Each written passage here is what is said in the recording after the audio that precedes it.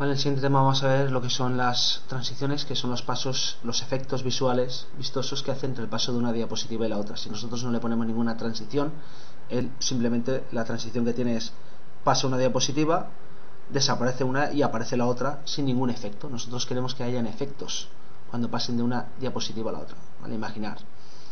Vengo aquí sobre la primera diapositiva y digo transición de diapositiva o presentación, transición de diapositiva, como queráis.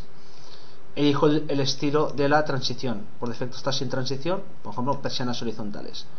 Pongo la velocidad media, ¿vale? Y si queréis aplicar algún sonido, podéis aplicarle algún sonido aquí.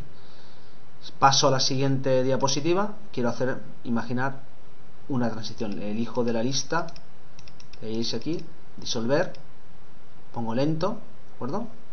Y veis, él simplemente me aplicará la transición.